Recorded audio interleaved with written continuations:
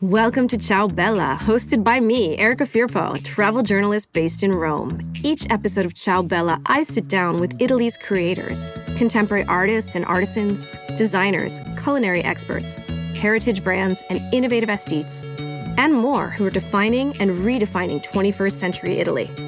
Pull up a chair and join in. Hey, welcome back to Ciao Bella. Today I am here with Adriano Morabito and Darius Arya. Adriano is the founder and creator of Roma Sotterranea. Darius is an archaeologist, and together they are the cutest men in Rome and the cutest guys that go underground. Hi, guys. Hello. That's probably true, actually. I don't say anything, but hello, Erica. No, but it's true because all my friends agree with me, so. And I'm the boss of all of this.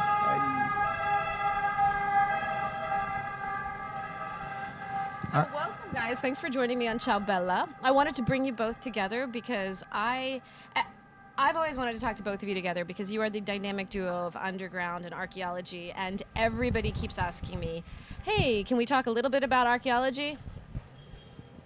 Yeah, of course. Actually, it's the most fascinating subject in town. Adriano has probably spent more time underground than And on the surface? probably Almost. anyone in town here. And a lot of exploits, a lot of discoveries, and obviously in the end is a lot of fun, right? That's why you do it, right? Definitely. Only for fun and for interest and love. Really in love with this city. And it's more than 22 years now that we are trying to explore whatever is possible to explore underground. And so we are moving mainly in the underground. Well, tell us a little bit about Roma Sotterranea. Roma Sotterranea was born 22 years ago in 2000, and we were just a bunch of friends loving to go underground, even in natural caves and situations like that. And then being Romans and being in Rome, we started looking at the undergrounds. And obviously, if you look at undergrounds in Rome, you are going to face archaeology. It's what you find just 1 meter under the surface.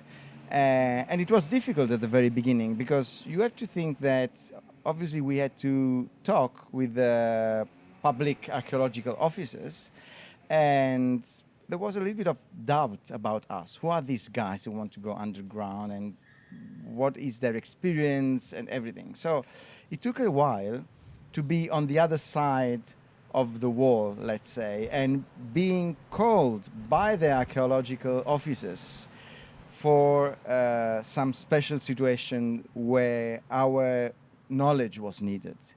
So it's really interesting now to be finally, after many years, on the other side of the barricade and being involved in new discoveries. Yeah, and you know as well as I do that it's not just in Rome, but all these cities of Italy. And then, you're a participant with international organizations all over the Mediterranean. So the incredible thing is your passion for the underground, it's taken place in so many other historical locations throughout the Mediterranean.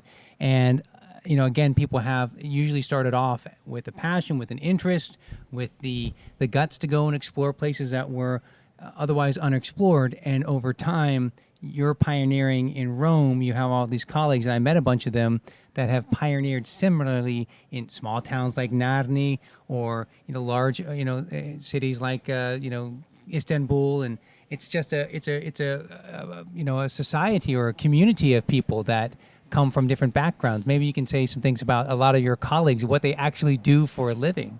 Look, we have been to some international congresses as well.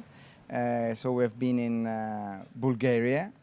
Never thought about Bulgaria, but there are a lot of undergrounds there as well. In Turkey, and we all know about the incredible heritage that Turkey has underground with these underground cities in Cappadocia.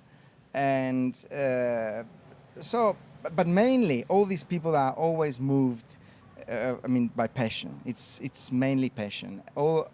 All of them have normally other business going on. Well, they come from all walks of life, like Michele, for example. Yes. You have psychologists, or you have people working today in the tax offices, or you have doctors, or you have all kind of different people, and that is the beauty of that, because we grew in this field, and obviously we are not archaeologists, but like Darius is instead. Yeah. But we have our knowledge in this field grew a lot.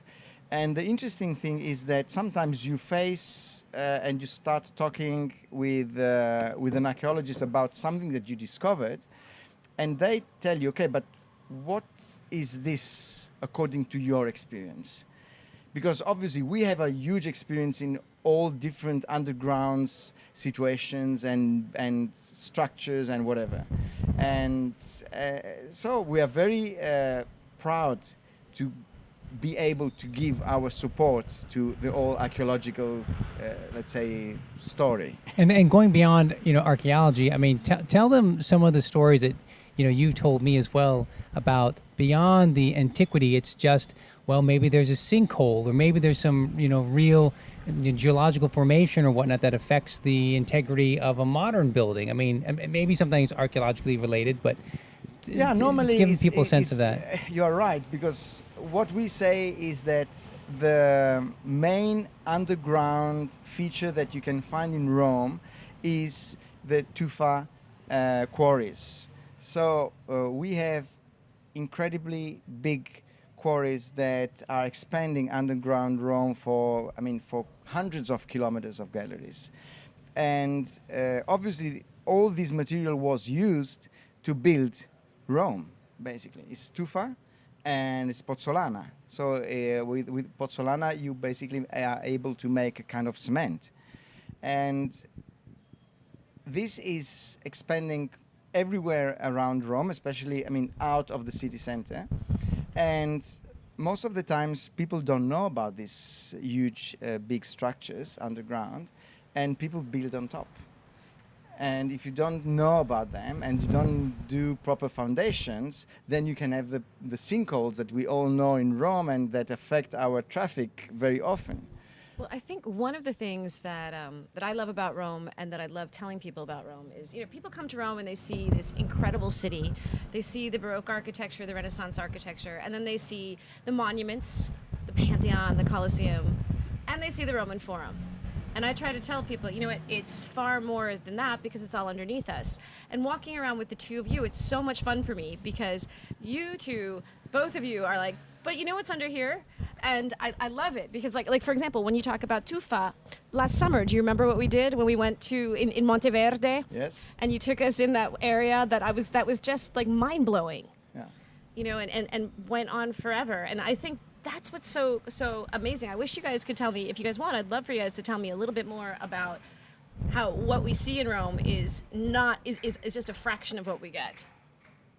Yeah, you get to say that all these hills, which are big dumps of ash from the eruptions hundreds of thousands of years ago, those are all the quarry sites initially that Adriano is referring to, because there's just local. So the Capitoline Hill, the Palatine Hill, the Caelian Hill, they're all literally like Swiss cheese, starting from the Romans themselves and continuing onward. The exploitation of the material continues through the Middle Ages, the Renaissance, and so forth. And then, of course, they're also just digging down through the debris of a place like the Forum to extract, more blocks of stone for building materials along the Via Appia and so forth. So it's anywhere that you go, even centrally located, underneath, there's a whole other world. It's easy to say that. But it's not just relegated to material. It's not simply just these tufa quarries. I think when I met you because, well, through Darius, and I remember it because of this television show you guys did together. Exactly. And I remember that scene where you're walking on that street by the Colosseum, and you're like, here's a little door. And you open the little door, and you go underground, and what was there? Yeah, it was the Ninfeo degli Annibaldi in that case. So it's a tiny portion of a much bigger structure that was there, and that luckily was saved and was discovered because they opened a road. And by cutting this road into this hill next to the Colosseum, they just found this portion of structure. And it was a nymphaeum, so it was a place with the water, with a big water feature. This wall was completely covered with shells. just to give the idea of the water and of a place where you can probably go and rest. But it was part of a bigger villa or a much bigger building that we know very, almost nothing about that. But I think that a very good way of trying to explain people what is Rome is what I normally say when we do courses, because we do underground speleology courses here in Rome. And I always say you have to think that what we know about the underground world of Rome is just think about having a 3D puzzle. And this 3D puzzle is as big as the all in Rome, inside the Aurelian walls, and is as deep as probably 18 meters. And of all this huge, big 3D puzzle, you have probably 5% of the pieces. This is what you have and what you can explore or visit. All the rest is just under, and it will be probably never be discovered unless there will be something happening in open areas. Because, we are now in a beautiful building in the city center of Rome. You are not going to knock it down to see what's under that, under this building. Unless you have a lot of money and you can do something in the basement, like they did in Palazzo Valentini, that is a beautiful place in Rome. Yes, the Domus di Palazzo Valentini next to Piazza Venezia. But that thing was possible only because it was a public building, and there was a public office putting a lot of money in that project.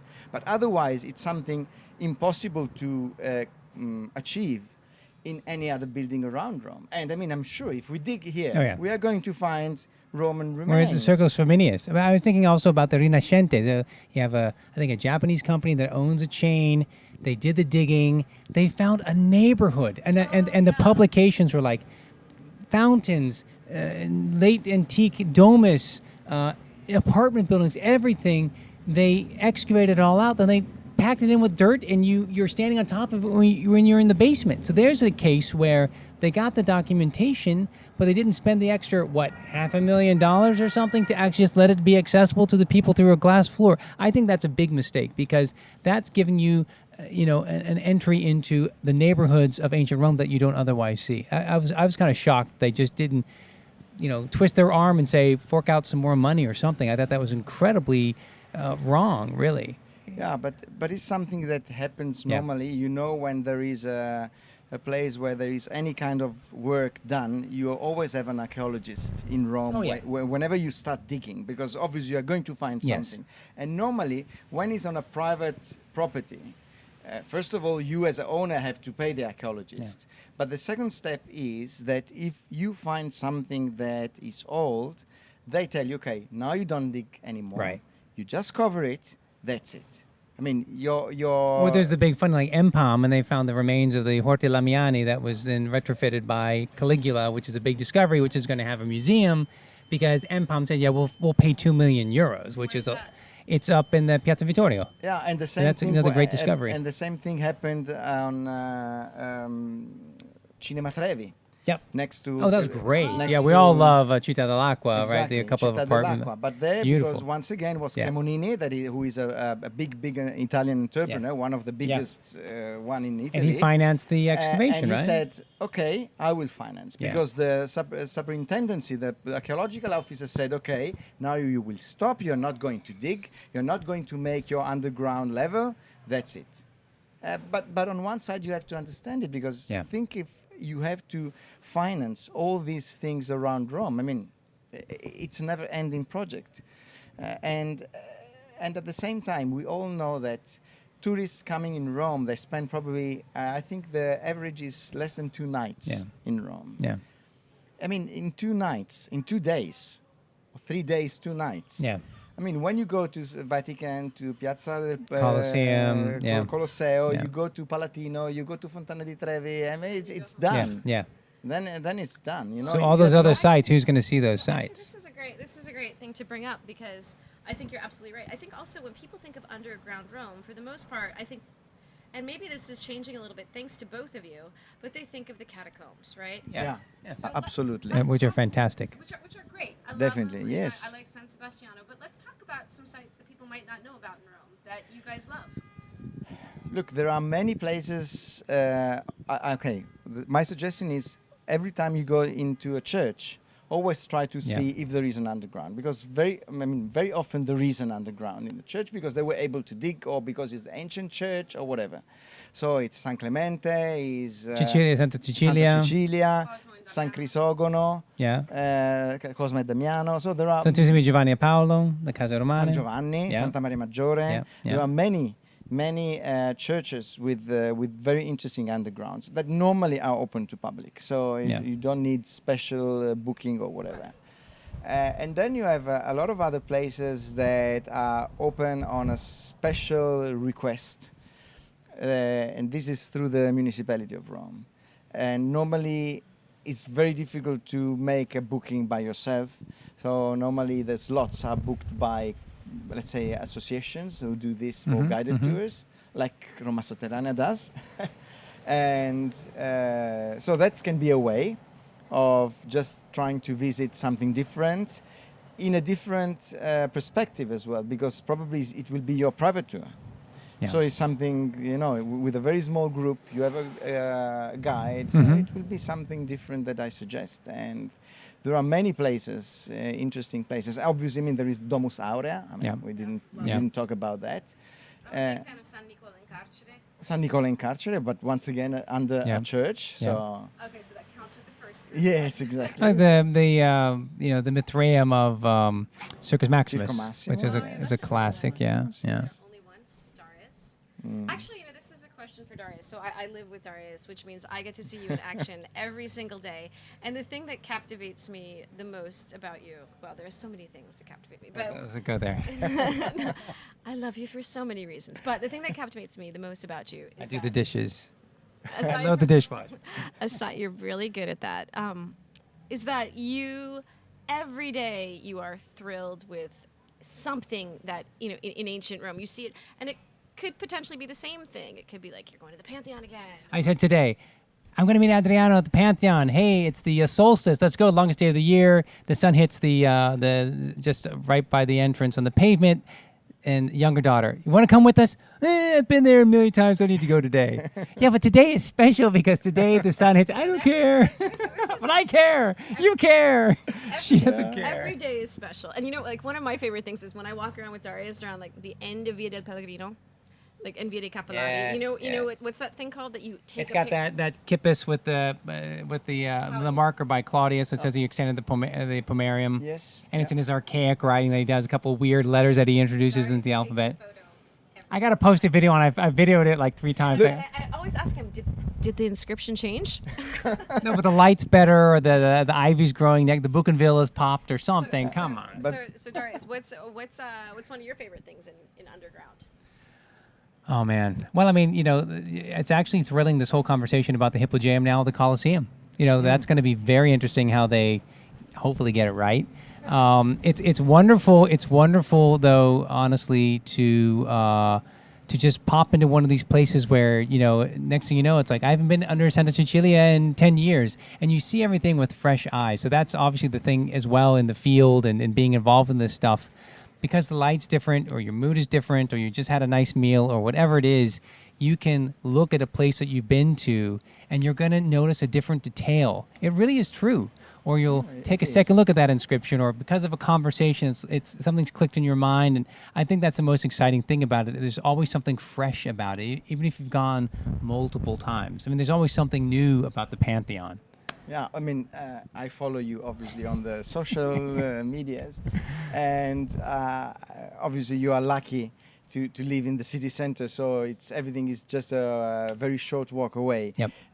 But I like to follow you because you are, and I can feel it how you are excited about this city and all the old ancient remains around.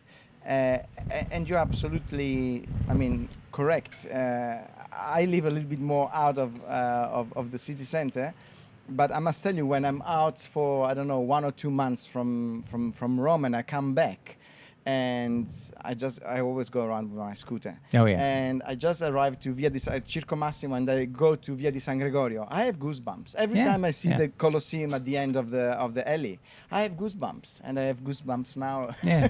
No, I think it's because it's something that is in you, and Yeah. and you, every time you see these things, you remember and you think at what is behind that. It's not just an old monument. What it represents, and all the stories behind that. So it's really something that is in you. And it changes, right? I mean, because like you're saying, like that monument might be 2,000 years old, but what did it mean to the people in 1,000? And what did it mean to, Caravaggio when he was passing by? Or what did it mean to, when it was part of the unification of Italy? I mean, that's an incredible... And where else can you go? So I kind of... Who else is like Rome? Okay, there's Istanbul, right? It has an incredible history. And there's Damascus, and there's Jerusalem. I mean, how many cities had something that, like Rome, it's not a country that made the empire, it's a city-state. Athens didn't do that. This is the city-state that did this, right? And then it didn't stop. It wasn't like a Pompeii that was frozen in time. It continued, and you have the Pope, and you have the incredible relevance of the Pope that impacted all of Europe. Then it continues because you have it as the capital of this country. It's one of the richest countries in Europe. It's such a protagonist in the art and design, and so much stuff is incredible. It does not stop. And then what's the foundation? Ancient Rome. What's the foundation of that? It's subterranean Rome. And the circle closes.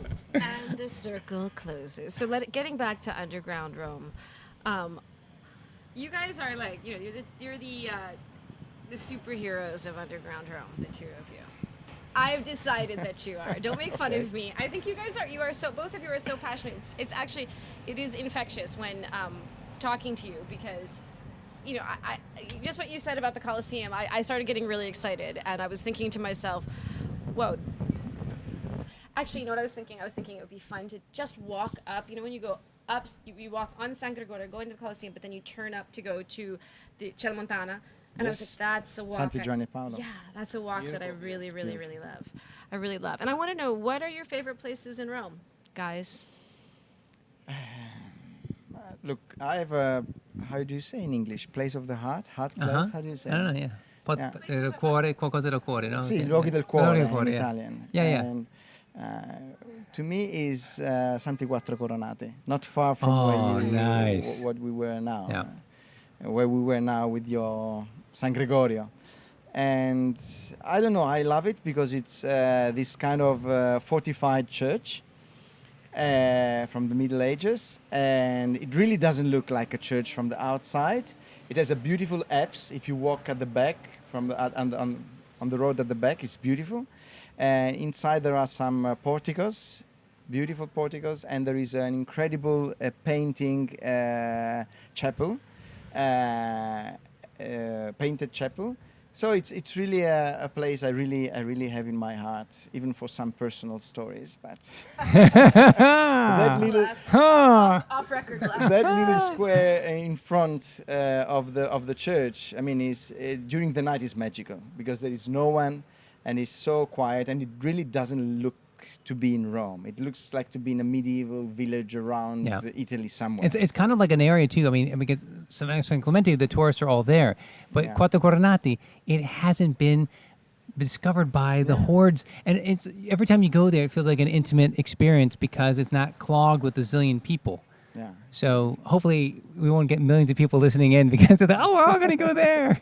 But no, I know exactly what you mean. I know every time I go into San Stefano Rotondo, just to keep with the theme, nobody goes there, and it's just so amazing. And the architecture is amazing, and all these horrific frescoes of all the different ways the Romans killed and martyred people. I love that. It's so graphic, and it's so very creepy. So great though. It's like, just chop off the limbs or pour the molten lead down the throat, and everything is graphically detailed. The big boiling pot. Yeah. Okay, I'm gonna throw mine out there because I mean I'm not a superhero, but I do. What's the church I love off of the Nomentana? Is it San Costantino or San Agnese? No, Santa Costanza. Yeah, Santa Costanza. Costanza. That's really good by San Agnese. But the mausoleum. Costanza. Yeah, but by the San Agnese. Yeah, it's beautiful. Oh, that's gorgeous. Again, not a lot of people go there.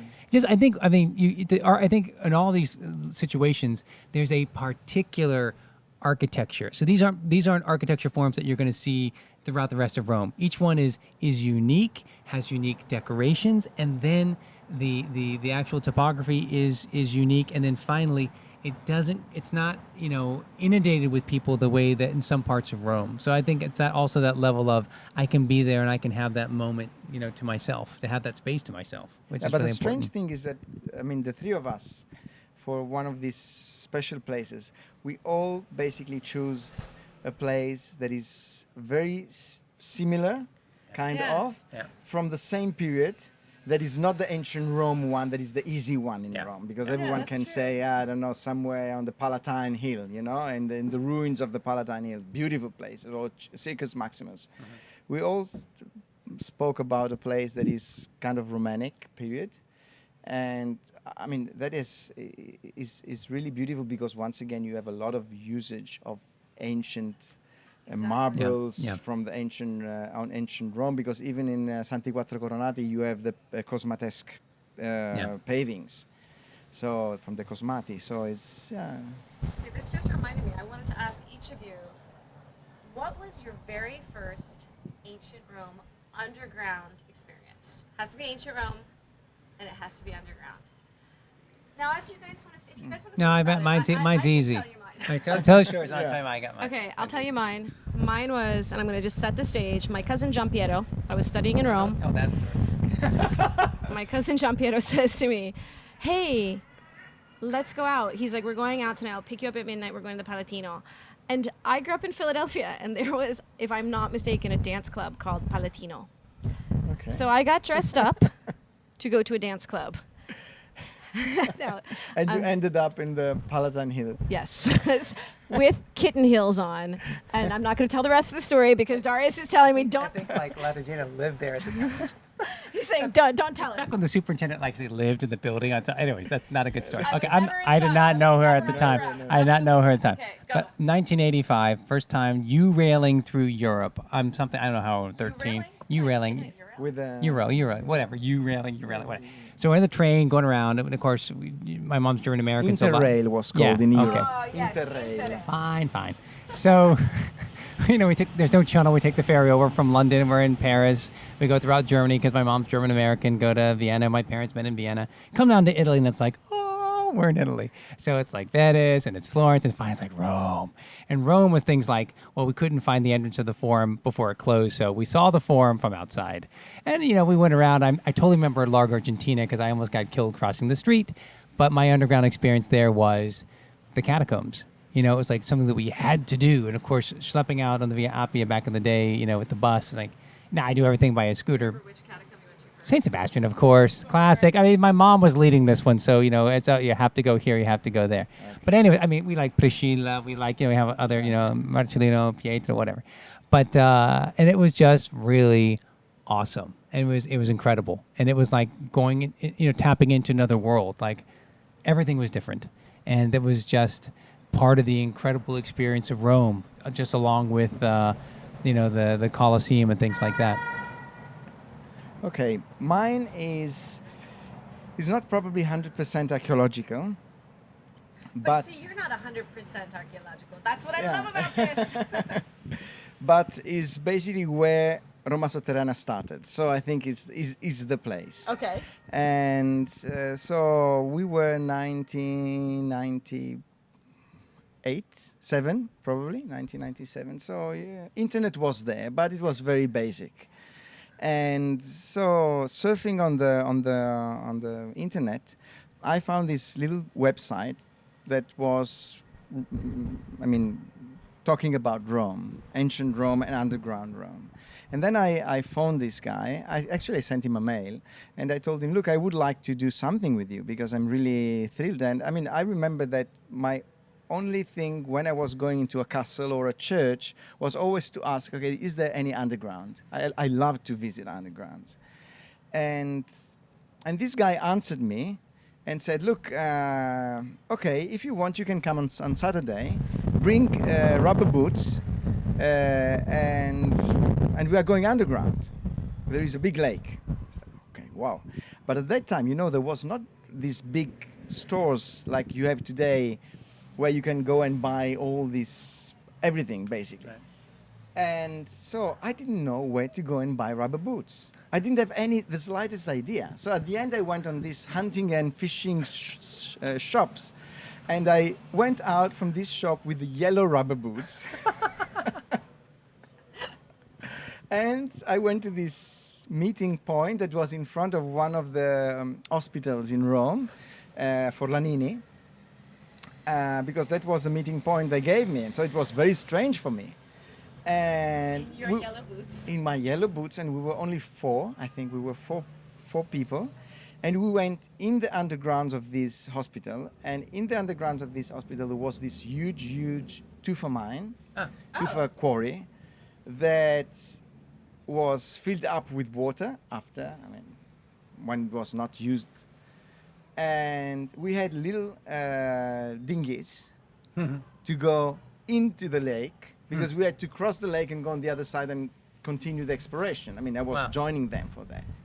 And being the last one of the little team, I was the one who had to go back and forth, taking everyone on the other side of the lake. And it was, I remember that I came back home and I was so thrilled, completely thrilled and completely out of my mind for what I saw. And I said, no, okay, I have to continue doing that. And then I discovered that this big underground team was just 3 people. I was the 4th person. And 2 years later, we were the 4 founders of Roma Sotterranea, basically. So everything started from that point. So even if it's not archaeological, because there's nothing linked to archaeology, but it's my place for the first experience I have in my mind that really started all this long story. I love that story. Yeah. I think that's a great origin story. Yeah. Now you just made me think of one thing that I always crack up. People say to me, "What does your husband do?" And I'm, he's an archaeologist. And they're like, "But what does he do?" And I just think about the day that one day Darius called me. He's like, "Yeah, I'm out all day. I'm out all day." And I was like, "Okay." He's like, "I'll see you later." And I was like, "All right." And then I text him. No, I get a text that says, "I'm at the Cloaca Massima." And that was it. And he's like, "That's where I am all day." And I was like, "Oh." And I'm thinking, you are in, what is it, like the 7th century? How old is it, Darius? It's 4th century before Christ. Yeah, well, The Cloaca well, Massima. Elizabeth of Bianchi. She wants the Yes. one section goes back. Regal period, I think. Yeah. Wait, that So one. even- Yeah. You're in like Yeah, but yeah, the oldest it's drain. yeah. This is the super drain. This is the one that Pliny the Elder bragged about. This is the one that essentially all their smaller conduits fed into, and then goes right underneath the Forum and into the Tiber River. So this is like the ultimate storm drain sewer. And they were so proud of that stuff. They said, look, this is the other thing that, you like the underground is because back in the day, a guy like Pliny the Elder is alive in the Flavian era. He's saying, this is why this is such a great city. It's not just the stuff you see on top. And this is the Colosseum had been built at that time. He's saying it's what's underneath. If you had any idea of like the super highways of drains underneath this city, this is why this city is amazing, that can take all that massive weight up on top and deal with the tsunamis of floods that come from the Tiber and so on and so forth. So it really was, they had a lot of bragging rights, and they were very much impressed with their engineering, and we can be impressed with their engineering, and in the fact that we can actually still go and visit a lot of that subterranean spots. And it still works It still works, that's right. as drainage. Yeah. So that's why I always tell people he's an archaeologist. He looks at old drains. He just walks through old sewers. Hey, I did the drain system for a show on PBS, the Ancient Invisible Cities, and I got to go all around under Istanbul, and it was awesome. It's fascinating, and you see the connection with Rome. You see that they're just perpetuating the sort and things that the Romans get from the Etruscans and so forth. But it's just on an incredible level. It's a lot of civilizations are like that too. You can marvel at the underbelly of their cities. That's why they're still there in large part, is because they built them so well. Exactly. Yes. Well, you guys, this has been so much fun, and I am so happy that we're all together, because it just reminds me that we have to plan another trip where we go under something, or you guys, because it's also fun watching the two of you talk about this stuff, because you're so excited, and it's catchy. Everybody, I feel I get part of it, even though Darius is like, you're not interested. No, we'll do something little with Erica, and then you and I will plan another mega trip. Like The serious since our things. Jordan trip, we did this amazing Jordan trip. Oh, when Which was you like- lost Darius for me, when I couldn't talk to Darius for like No, that was 48 just- hours. yeah, It was well. thanks to you, and I thought, No, that was I have just- to call it. Sometimes you don't have a signal, but we had a phenomenal time. It was incredible. We got to go back. So we've always talking about what are we doing next. So I'm hoping this fall or something that we can do a project together, have some fun because I'm looking forward for Yeah. that. I mean, we always have fun going around. Well, Adriano, will you do me a favor and tell everybody where they can find you? We are obviously on www.romasotterranea.it. So it's TTR, sotterranea. So it's a little bit difficult. I'm going to spell it for okay. everybody, but I'm going to read it. It's Roma, R-O-M-A, Sotterranea is S-O-T-T-E-R-R-A-N-E-A Yeah. .it. And you have a lot of informations there because we are an active association. So it's not only about making guided tours. Yes, we do guided tours for even for foreign tourists. But our main aim is the study of the undergrounds in cooperation with the archaeological officers of Rome. So we are on the fields. I don't want to say every day, but every weekend, yes. And it's all based on volunteers. So it's something that we are very proud of. And you can find as well us with the same name on Instagram. Facebook and on Instagram as Underground Rome. Underground Rome. Yeah, Oh, that's even easier. that's easier. Yes. Perfect. So now we know romasotterranea.it on Facebook and Roma then Sotterranea again, Underground yes. Rome on Instagram. And Instagram. Darius, I mean, I know that I can find you every single Yeah, just- evening and yeah, daytime. everything is Darius Arya Diggs, D-I-G-S. So much so is it's getting branded that I get a lot of people saying, "Dear Dr. Diggs," which is getting, or "Dear Darius Diggs." I'm like, it's not my last name. It's not Diggs. But anyways, Mr. Diggs. Mr. Diggs, Diggs. and but it's all social media. And then I direct the American Institute for Roman Culture, which is romanculture.org. But you can find all of our online course and masterclass and zillions of free videos. It's ancientromelive.org. On YouTube, it's youtube.com/WeDigRome. And then if you want to follow what the heck I'm doing on a daily basis or whatnot, it's also DariusAryaDiggs.com. A lot of TV in the pipeline, a lot of projects. Happy to share all of that. And if you need to find these two guys, you can also DM me. Not sure how much information I'll give. Just kidding. Guys, thanks so much. I had so much fun. I've been waiting months for this, and it's been impossible to get you two together because Darius is like, no. And Adri, you're like everywhere. So finally, I got you both. Thank you so much. Thanks to you, Erica. Thank you. Thanks for listening to this week's episode of Ciao Bella. If you'd like to know more about today's guest, please visit ciaobella.co and click on the podcast link, or go directly to ciaobella.co/podcast. Want more Italy? You can find all my episodes on iTunes and Spotify and Stitcher. When you have time, subscribe to iTunes and rate the podcast. What are you waiting for? And if you want to be part of the podcast, email me or DM me your Italy questions. To learn more about me and my work, go to my website, ericafirpo.com, and follow my Italy adventures on Instagram at ericafirpo. Ciao, Bella! And a very big thank you and hug to Massimiliano Yonta and Disc to Disc Studios, the producers of Ciao Bella who continue to make me sound and feel great.